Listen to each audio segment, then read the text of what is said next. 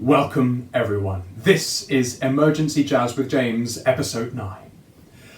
Back in Episode 2, we saw how the big band emerged out of the early jazz world. In Episode 4, we tracked its evolution with the role of arrangers changing through the middle of the 20th century. And now we are returning to the big band for another extravaganza to see what has happened since then. Come the 1970s and 80s, the idea of the big band as a trendsetter was unthinkable. To all but a few, it had become a dead end of ideas, perhaps due to the ensemble being so extensively explored by the likes of Ellington and Basie. This was a time of small band fusion and electronics, where the vast majority of active big bands floated dangerously close to pastiche, like those of Buddy Rich and Don Ellis. As we know today, though, not only did the big band recover, but it's now a thriving part of the innovative jazz climate that we find ourselves in the 21st century. So, what on earth happened?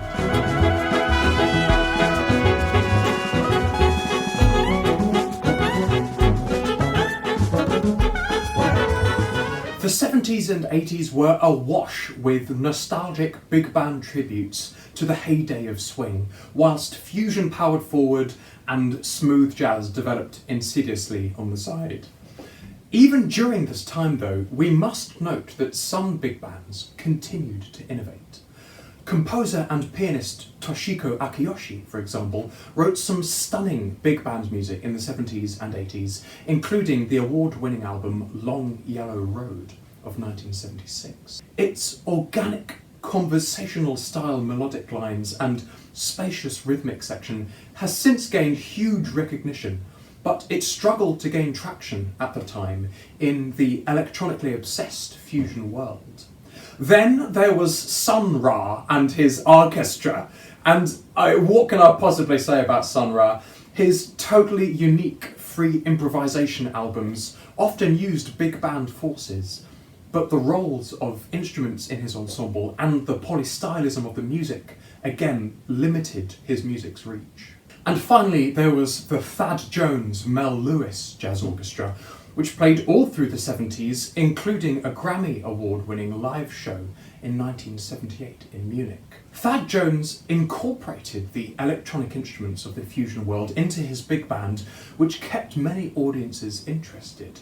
Here's the kind of sound they were making in 1978 in a track called Once Around.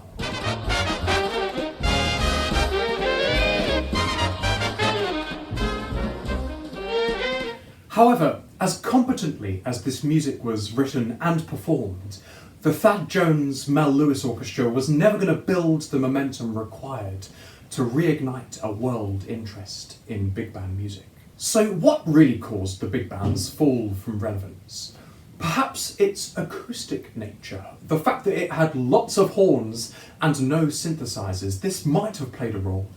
And certainly the deaths of Ellington and then Count Basie will have sparked something of a ritualistic mourning for their role in the big band's evolution.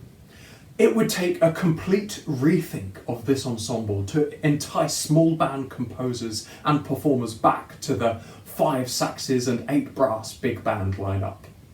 Fortunately though, from the mid-80s, pockets of new ideas start cropping up all over the world, in a large part due to musicians collaborating in new ways, and a dramatic rethink of what the role of individual performers in a big band could be. And here is where we travel to London. In the UK, the jazz scene was going through something of a renaissance in the 1980s. Young musicians like Courtney Pine, Ronnie Jordan, Gary Crosby and Julien Argel were making a name for themselves in the small band scene with groups like the Jazz Warriors. In 1983, British jazz composer Graham Collier organised some collective improvisations with a group of London's finest upcoming jazz stars. They found something unique right away, with musicians coming from an enormously diverse set of musical backgrounds. Soon, keyboardist Django Bates and on bass Steve Berry started bringing more fleshed out compositions to these sessions, and before they knew it, they were recording an album of big band music under the brand new name Loose Tubes. And here we have a big band like we've never heard before. The group was collectively run without a single leader, which can't have always gone seamlessly. But the result were unique compositions every time, unified not by a single arrangement style, but by the virtuosic listening and response of the musicians in the band. Loose Tubes' innovation was the seamless blending of a fantastical array of musical sources, not only from the whole history of jazz, but samba, highlife, which had made its way to the UK, the contemporary classical minimalist movement, funk, blues, Balkan folk music, and even free improvisation Carla Bley-like passages. And all of this bred a combination of cool, precise grooves and collective pandemonium, all performed with a passion and drive for the big band, thus far unseen in the 1980s. Let's listen to a sample of this marvellous mayhem from their second album, Delightful Precipice, in 1986. This track is called Sunny and features some serious Balkan grooves amongst tight-knit and thrilling ensemble improvisation.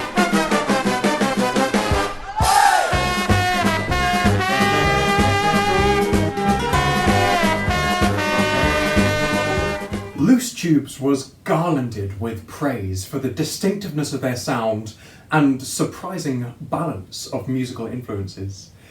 The band was the focal point of the 1980s renaissance of British jazz and launched the careers of many of its members who went on to lead their own UK jazz empires. It breathed life back into the big band, in London at least, and this inspired a wave of small band artists to return to larger ensemble formats, none more powerfully or significantly perhaps than a Canadian trumpeter and composer living in the UK at the time called Kenny Wheeler.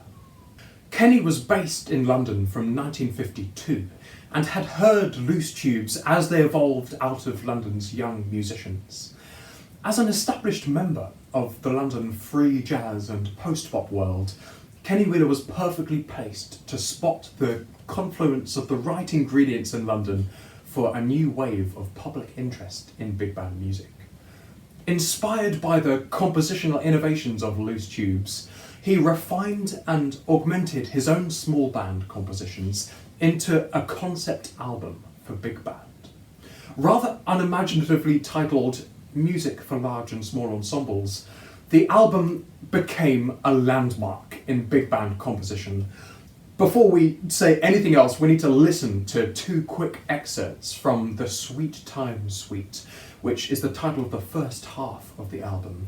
Here you can hear some of the stunning orchestration and harmonic innovations at work in Kenny's music.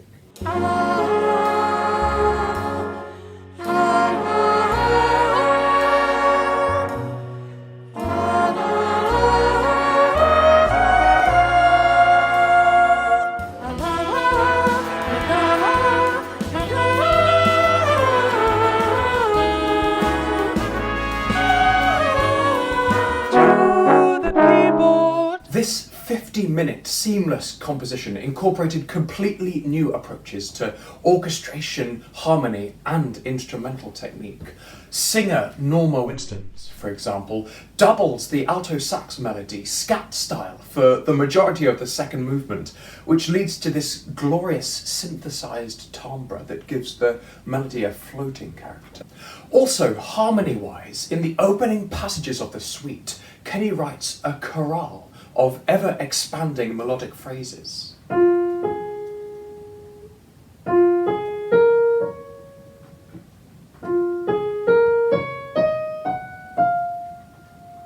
Beautiful as it is, but the accompanying harmony is simply stunning.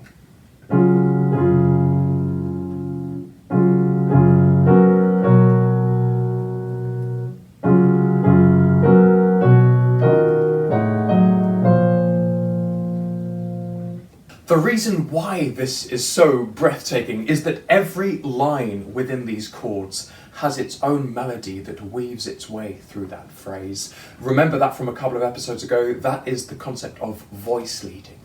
And Kenny Wheeler applies it here to a mixture of post-bop jazz harmony and cluster chords, where we land on after each little phrase. And it's here that we see some of the freshest innovations in Kenny's vocabulary, in the use of chords with thirds and fourths present. Usually you'd have a major chord or a sustained chord with the fourth, feels like it wants to go somewhere. But in the opening chorale of this piece, we have both present, which gives it that floating, ethereal sound. All of this shows a wonderful balance between jazz harmonic language and Kenny Wheeler's influence from contemporary classical composers, especially the music of Paul Hindemith. He also used an array of the UK jazz scene's best free jazz and post-bop performers as soloists in his ensemble, leading to an eclectic and at times rather atonal approach to improvisation, all with a tonal rhythm section backing. As you can tell, this record gets me quite excited. The band Kenny premiered this composition with included Dave Holland on bass, Evan Parker on saxophone, Norma Winston on vocals of course, Julian Argell, Chris Pine, Duncan Lamont, and many more names that are now household names in the UK jazz scene.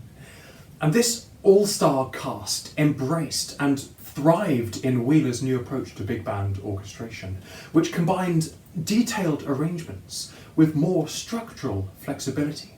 He avoided the neat boundaries of traditional solo sections and instead gave players greater freedom in shaping the structure of the piece. Somehow, this album fell through the cracks in awards season that year, with the bulk of 1990's large ensemble jazz awards going to nostalgic big bands.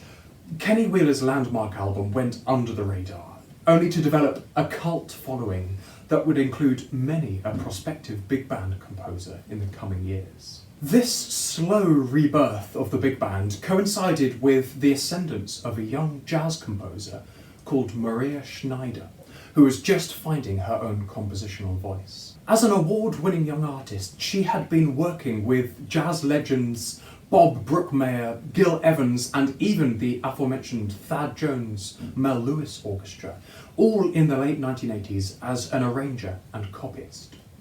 But while she was working for others, she was also forming her own connections with some of the best players on the east coast of the US, and she was sketching ideas for a breakout big band album. This finally came to fruition in 1992 when she formed the Maria Schneider Jazz Orchestra and debuted her first album, Evanescence, which incidentally predated the rock band of the same name. Here we see completely new approaches to jazz groove, orchestration, and the role of improvising soloists that would all set crucial precedents for the big band compositional world of both the 90s and later in the 21st century.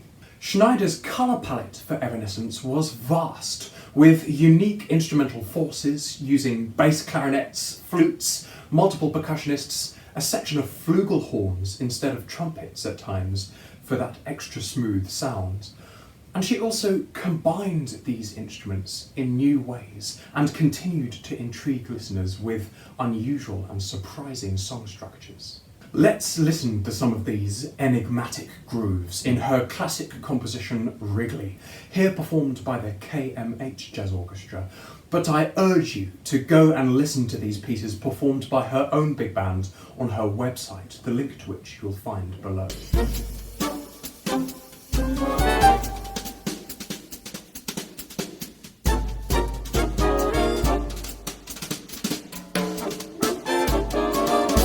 This Evanescence album is an ode to Gil Evans, the legendary orchestrator who helped Miles Davis develop cool jazz back in the late 40s. But Maria Schneider's commentary on his music takes the big band to a place it has never been before, one where a nuanced conversation develops between individual instruments in the big band, where the roles of each instrument are fluid A drummer might contribute to a melodic gesture, a trombonist might contribute to the rhythmic groove. Her innovations even go beyond orchestration, where she incorporates contemporary classical harmonies, and perhaps most importantly, she tailored her compositions for the individual performers she had at hand, rather than just writing for trumpet 1 or alto 2. And this in particular was picked up by her peers and became a crucial trend in big band composition. Remarkably, Schneider continues to find innovative and unique big band sounds to this day, and has a host of awards to show it, including 5 Grammys, not only for her work with big band, but also a project with David Bowie, and one for a composition with a classical orchestra. In 2015, she released an abstract big band album called Thompson Fields that epitomises the innovative big band sounds and unique performer interactions that she has championed her whole compositional career. This work is a masterful, evocative journey that simultaneously feels connected to nature, but it is also completely modern in feeling and avant-garde in content. Following Schneider's Evanescence, there wasn't exactly an explosion of new jazz sounds, rather a slow snowball effect of small band artists returning to the big band medium. Bob Kernow, for instance, released an album of the music of Pat Metheny in 1994 for big bands. And far from simply covering Metheny's music, this album became a marvel of novel approaches to big band orchestration, and is one of the few examples, I think, of small band fusion music finding a great home within the big band.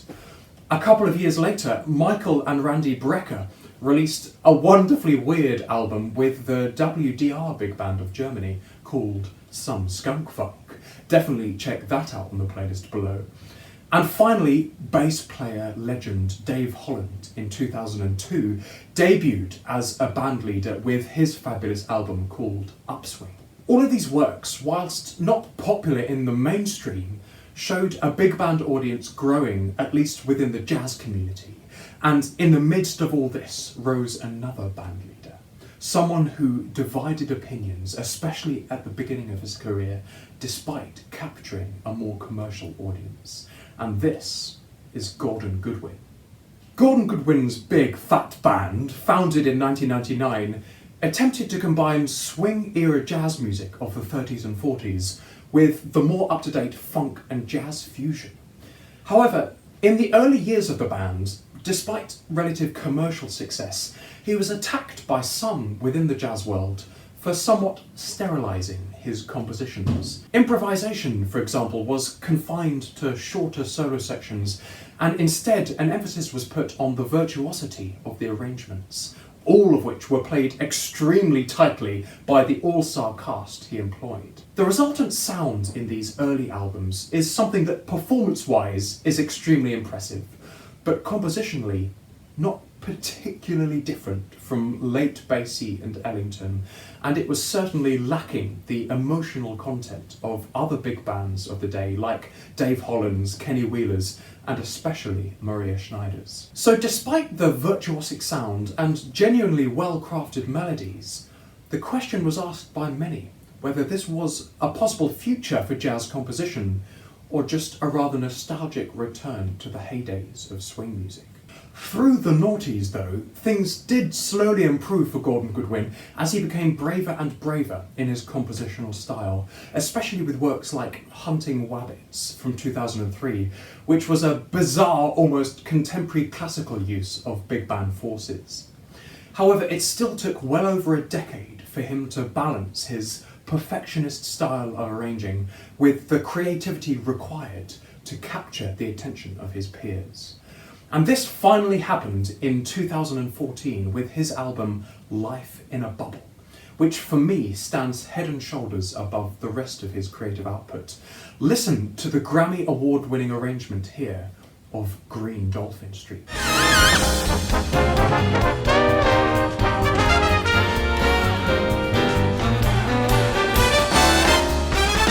Despite, or perhaps because, of the controversy surrounding Gordon Goodwin's music, his big fat band was crucial to how the big band evolved in the noughties, both in the standard of performance virtuosity that they set for other top-level ensembles, and in other composers' positive and negative responses to Gordon Goodwin's distinctive orchestration style. And it's here that we see, perhaps along with Maria Schneider, the most significant change to the big band in the 21st century, and it comes in the form of a Canadian-born composer called Darcy James Argue. Like Maria Schneider, Darcy James Argue was an alumnus of Bob Bruggenmeyer, and in 2003, Argue made the move from Vancouver to Brooklyn, where he started to organise one of the most innovative big band experiments of the last 30 years that would become known as Darcy James Argue's Secret Society. After some years of experimentation with different performers and sizes of ensemble, Argue's Secret Society released their first record, Infernal Machines, in 2009. And it's hard to know where to start talking about this album. It is simultaneously coherent as a single work, with all songs joined by Argue's imaginative use of instruments, his distinct method of developing textural and melodic material, and an ever-virtuosic groove, no matter the song or the time signature. And yet, this album is hugely varied, with each piece embracing totally different musical influences, in a way quite reminiscent of the UK's Loose Tubes in the 80s, but with a mature mastery of control over big band forces. The diversity in Infernal Machines ranges from tracks like Phobos, which has a distinctly indie rock and contemporary classical soundscape, to charts like Red Eye, which employs a new twist on traditional jazz harmonic vocabulary. And then there are tracks like Obsidian Flow, which has an irresistible, organic, and extremely weird groove. Argue's real innovation, though, is that despite these hugely diverse pieces, all of which are arranged in great detail, he leaves more room than any other composer at this time for individuals and duets within the band to shine through and make their own personal mark on the music. Let's listen now to a passage of Obsidian Flow where you'll hear some seriously unique horn scoring and melodies.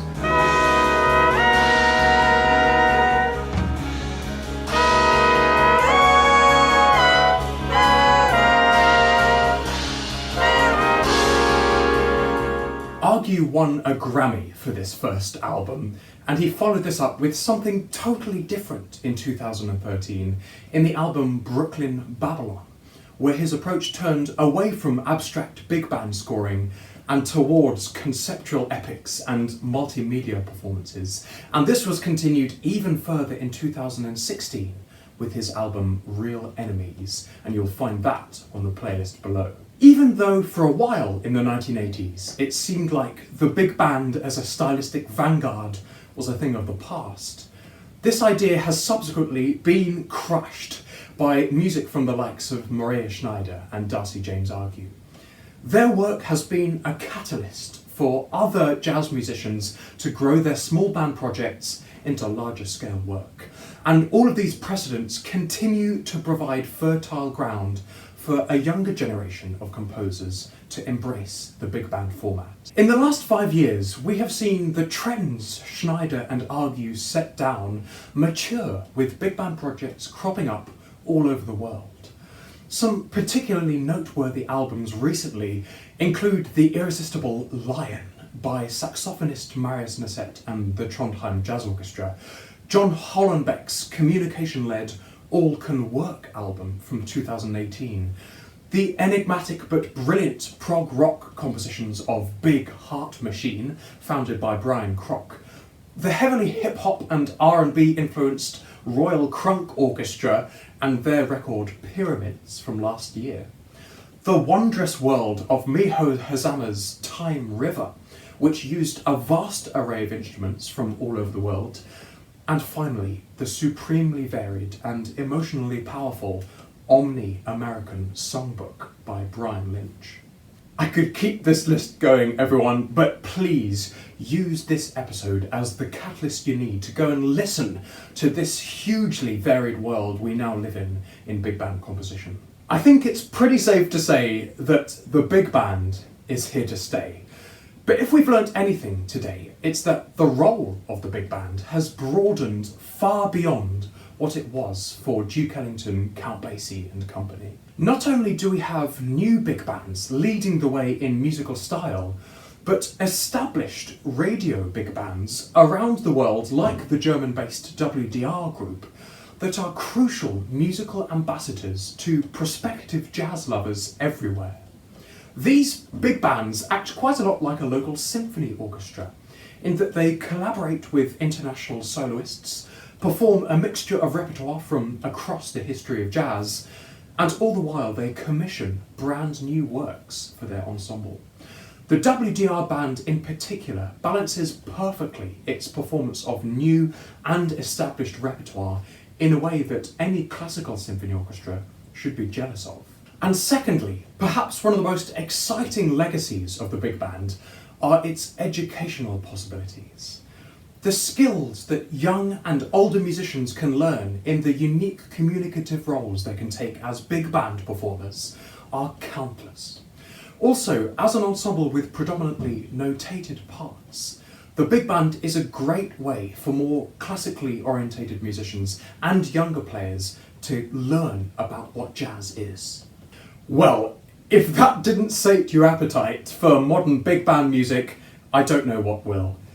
I beg you all, go and listen to much, much more of these amazing tunes in the Big Band Renaissance playlist below the video. And as always, don't hesitate to get in touch if you have any questions about this episode or the music in it. As you may have all noticed today, we have arrived in the present day after 9 episodes of tracing the first century of jazz. And this modern jazz landscape that we find ourselves in today is absolutely thrilling. But I must bite my tongue because that is the subject of the next episode. So stick around, everyone, because before you'll know it, I'll be back for our last episode of this first series, episode 10.